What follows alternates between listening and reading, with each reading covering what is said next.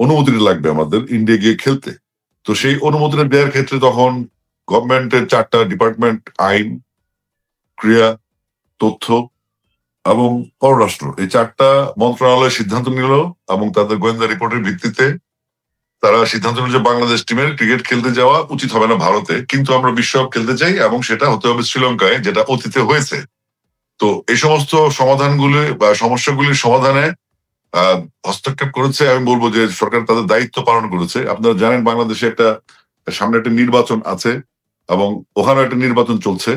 তো আমরা এই অস্থিতিশীল মোমেন্টে একটা তত্ত্বাবধায়ক বা ইন্টারিম গভর্নমেন্ট এখানে কাজ করছে, যে ইন্টারিম গভর্নমেন্টের কাছে মনে হয়েছে তারা তাদের সিকিউরিটি রিজনে আমাদের খেলতে না যাওয়া উচিত।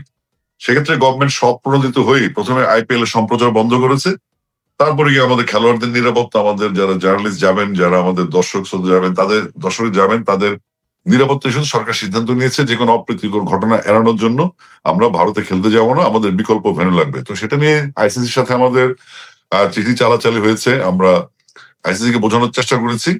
পরবর্তীতে আইসিসি সেটা মেনে নেয়নি এবং আমরাও মেনে নিয়েছি যে আমরা টি-20 ওয়ার্ল্ড কাপ খেলতে যাচ্ছি না, এবং আমরা কোনো আইনগত পদক্ষেপ সেখানে নেইনি। আমরা সিদ্ধান্তটা মেনে নিয়েছি আমাদের ক্রিকেটের বৃহত্তর স্বার্থে, যেহেতু সমস্যাটা একটা ভেন্যু নিয়ে, সারা পৃথিবী নিয়ে নয়।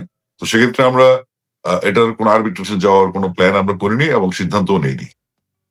কিন্তু সেই বৈঠকগুলোতে নিশ্চয়ই আপনারা তাদের কাছে নিরাপত্তা চেয়েছেন, নিরাপত্তা নিশ্চিত করার কথা তো অবশ্যই বলেছেন। আপনারা তো এটা বলেন নাই যে আমরা যাচ্ছি না, তোমরা যদি আমাদের নিরাপত্তা নিশ্চিত করতে পারো আমরা যেতে চাই। সেই ক্ষেত্রে ভারত সরকার বা আইসিসি তারা কি কোনো জবাব দিয়েছে আপনাদেরকে? না, তাদের কাছে মনে হয়েছে ওখানকার নিরাপত্তা ব্যবস্থা যথেষ্ট পরিমাণ ভালো আছে এবং আমাদের যাওয়া উচিত, আমরা ভুল করছি না গিয়ে। কিন্তু আমাদের মনে হচ্ছে আত্মমর্যাদার প্রশ্ন এবং নিরাপত্তার প্রশ্ন আমাদের যাওয়া উচিত না। এই কনফ্লিক্টটাতে আমাদের আসলে যাওয়া হয়নি। কিন্তু আমরা যে বিকল্প ভেন্যুর কথা বলেছিলাম, আমরা তো খেলতে চাই ওয়ার্ল্ড কাপ। আমাদের অনেক প্লেয়ারের জীবন আছে যারা প্রথমে ফার্স্ট টাইম ওয়ার্ল্ড কাপ খেলবে, টি-20 ওয়ার্ল্ড কাপ, যাদের হয়তো মিশন ভিশন ছিল, তারা ছোট থেকে বড় হয়েছে।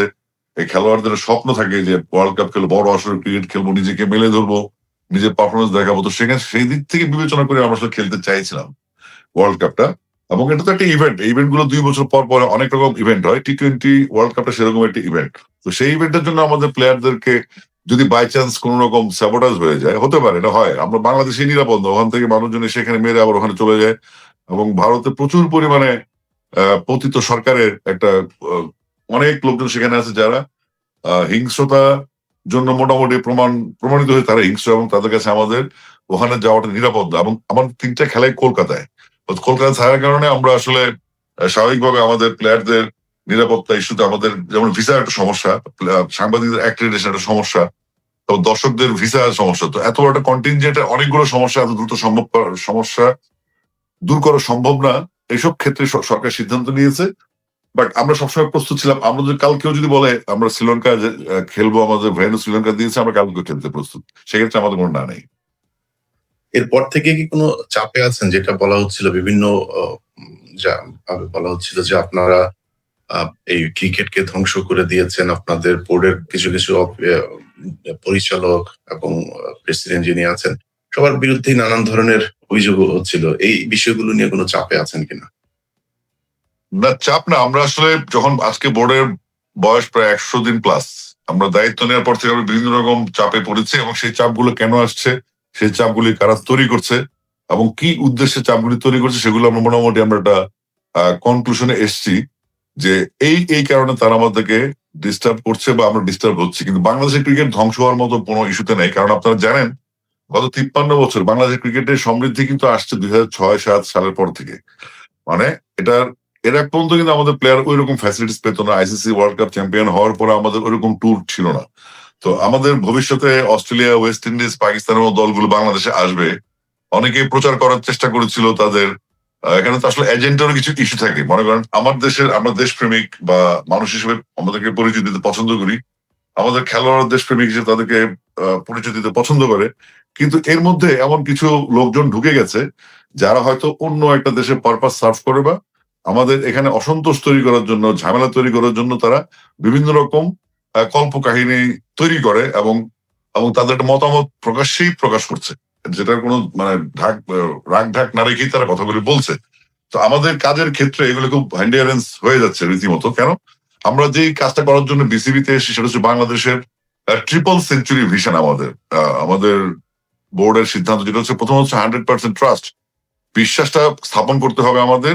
দ্বিতীয়ত হচ্ছে আমাদের পারফরমেন্সটাকে অনেক ডেভেলপ করতে হবে, এবং ট্রিপল সেঞ্চুরি, থার্ড সেঞ্চুরি হচ্ছে আমাদের দেশের সর্বত্র ক্রিকেটটাকে পৌঁছানো, যেটা ডিসেন্ট্রালাইজের মাধ্যমে আমরা অলরেডি সারা বাংলাদেশে কাজ শুরু করেছি। আপনি লক্ষ্য করবেন যে শুধুমাত্র এই টি-20 ওয়ার্ল্ড কাপ বা ন্যাশনাল টিম কিংবা সিলেট, ঢাকা, চট্টগ্রাম নিয়েই কিন্তু আসলে এই খেলাগুলি ঘুরপাক খাচ্ছে, কথাবার্তাগুলি ঘুরপাক খাচ্ছে।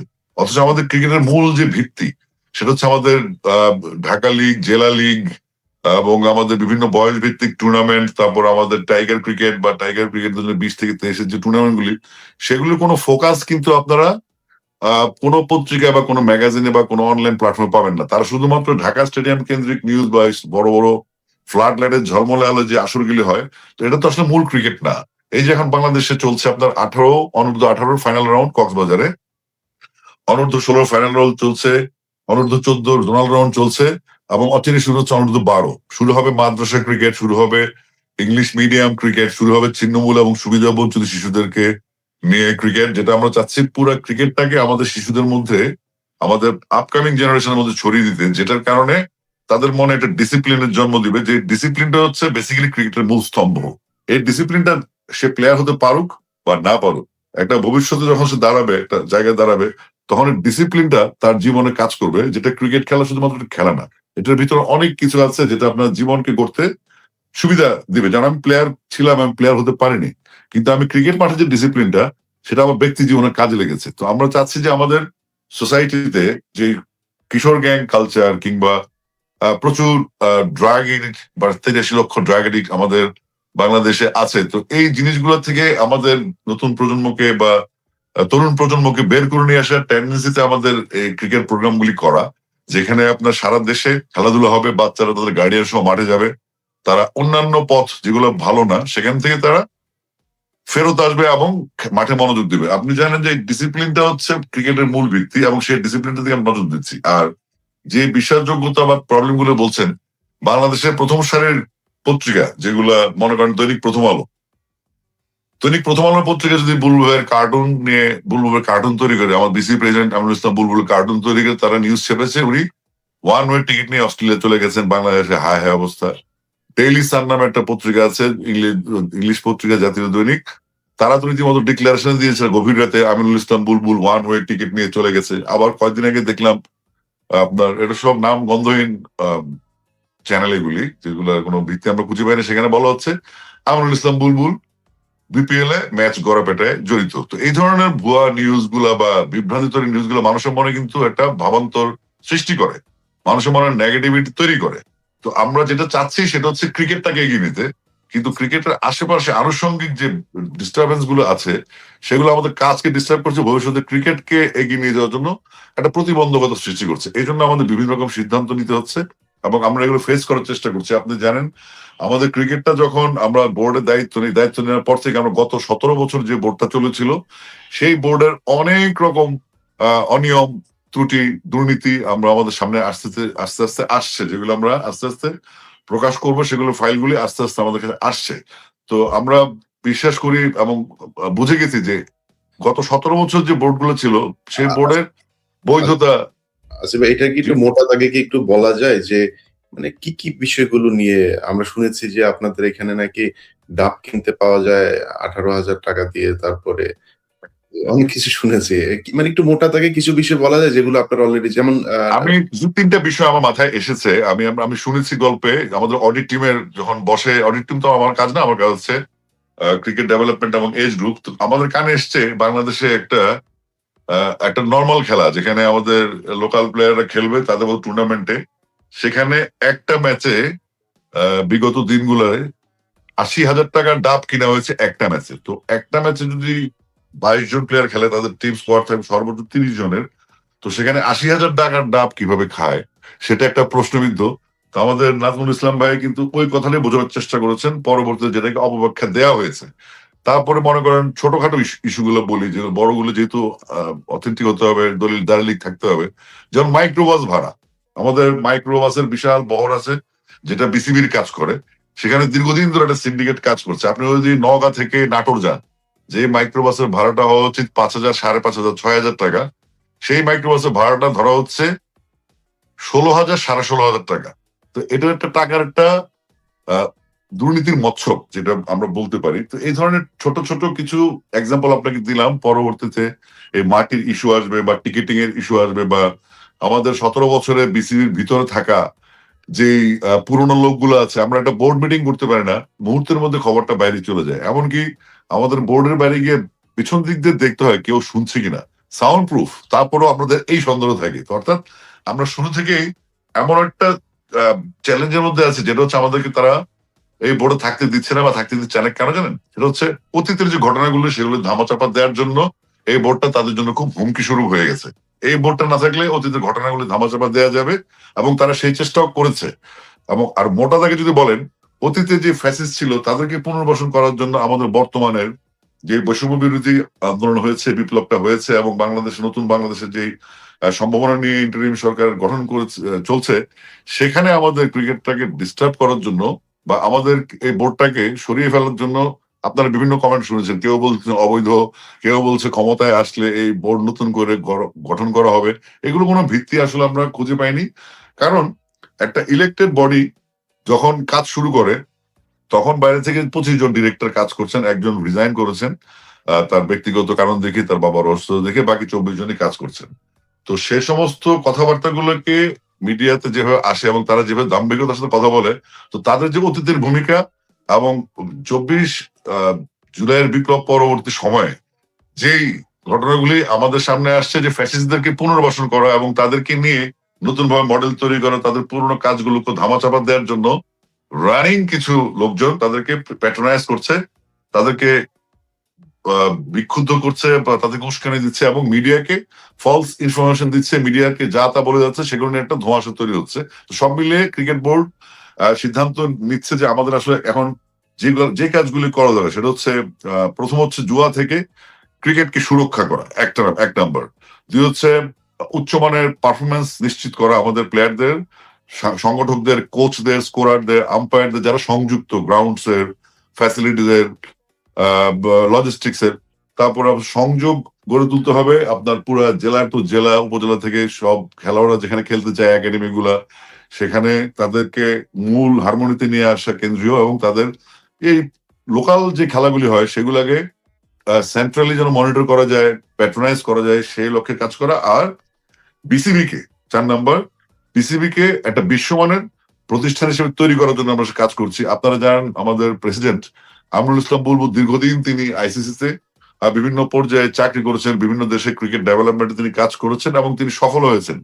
তিনি কিন্তু তার চাকরি ছেড়ে দিয়ে বিনা বেতনে বিসিবি প্রেসিডেন্ট হয়েছেন, এবং তিনি একজন সফল ক্রিকেটার ছিলেন, বাংলাদেশের প্রথম টেস্ট সেঞ্চুরিয়ান, তার ক্রিকেট ক্যারিয়ার নিয়ে কোনো কথা নেই। এই সমস্ত জিনিসগুলো এত ভালোভাবে পাওয়ার পর যখন ধোঁয়াশা তৈরি করা হয়, তখনই আমাদের কিছু পদক্ষেপ নিতে হয়েছে ওই জিনিসগুলোকে লক্ষ্য রেখে। আমরা শুনেছি যে আপনাদের নাকি ঢাকা থেকে এই ফতুল্লাতে যেত আগের যে বোর্ড প্রেসিডেন্ট ছিলেন পাপন, তিনি হেলিকপ্টারে যেতেন। তারপরে আপনাদের সাবেক একজন ক্রিকেটার, যিনি বোর্ডের পরিচালক ছিলেন, তিনি বিভিন্ন সময় খেলার আপনার প্লেয়ারদের সাথে বিভিন্ন দেশে যখন টুর্নামেন্ট হতো সেখানে যেতেন এবং অনৈতিকভাবে, অবৈধভাবে তিনি বোর্ডের টাকা খরচ করতেন এবং সেটার সংখ্যা আমি কিছুদিন আগে আমার ফেসবুকেও করেছিলাম যে বিষয়গুলো প্রায় 2,58,00,000 টাকার মতো খরচ। আমার মনে হয় নামটা বললে আপনার জন্য বলতে সুবিধা হবে। নাজমুল সরি মাহমুদ নাকি সুজন, খালেদ আচ্ছা, মাহমুদ হ্যাঁ। খালেদ মাহমুদ সুজন। তো উনার বিরুদ্ধে এসব অভিযোগগুলো এসেছে। নিশ্চয়ই আপনাদের কাছে এরকম আরো অনেকের বিরুদ্ধে অনেক অভিযোগগুলো এসেছে এবং আপনি নিজেও যেটা বললেন যে জুয়া এখানে চলছিল, যে বিষয়গুলো আমরা জানি না এবং আপনাদের এখানকার যারা স্পোর্টস এর যারা সাংবাদিক আছে তারাও আমি জানি না উনারা কি জানেন না নাকি উনারা জেনেও এগুলো গোপন করেন। তো এই বিষয়গুলো আপনারা নিশ্চয়ই প্রমাণ পেয়েছেন বা এখনো তদন্ত চলছে। এটার বিরুদ্ধে কি আপনারা ব্যবস্থা নিতে পারবেন? যারা আগে জড়িত ছিল অর্থ তছরূপ করা কিংবা এখানে যদি নাকি আরো বড় ধরনের কোনো দুর্নীতি হয়ে থাকে, তারপর জুয়ার সাথে যারা জড়িত, এটা তো একটা ভয়ংকর জিনিস। জুয়া যদি নাকি হয়, আমরা শুনেছি যে বিপিএল এর বেশিরভাগ ম্যাচেই নাকি এই যে ক্রিকেটারের কথা বললাম উনি সহ আরো অনেকেই আপনার ম্যাচ আগে থেকেই ঠিক করে রাখেন যে কারা জিতবে, কারা হারবে। তো আমরা তো খেলা দেখি খুবই সরল মনে, মনে হয় যেন হ্যাঁ, এই তো খেললো এরা, এই করলো। এবারের ম্যাচ নিয়ে আপনার সিলেটের যিনি আ উনি বোধহয় পরিচালক না কি যেন, তিনি উপদেষ্টা। তিনি বলেছেন যে উনি সরাসরি মোটামুটি ইঙ্গিত করেই বলেছেন যে মিরাজ হচ্ছে গিয়ে ম্যাচ ফিক্সিং করেছেন। এই বিষয়গুলো আপনাদের সামনে যখন প্রমাণিত হবে, আপনারা এই ব্যবস্থা নেয়ার কোনো চিন্তাভাবনা আছে কিনা? প্রথমত হচ্ছে আপনি যে কথাগুলো বলছেন সেটা ঠিক আছে। এগুলো আপনি তো সাংবাদিক মানুষ, আপনার কাছে তথ্য যাবে, আপনি তথ্য সংগ্রহ করবেন। আর আমাদের কাজ হচ্ছে জিনিসগুলো অথেন্টিক ভাবে মানুষের সামনে তুলে ধরা। গত ১৭ বছরের অনিয়ম কিংবা তার আগে যে সিস্টেম গুলো, এই যে আপনি হেলিকপ্টারের কথা বললেন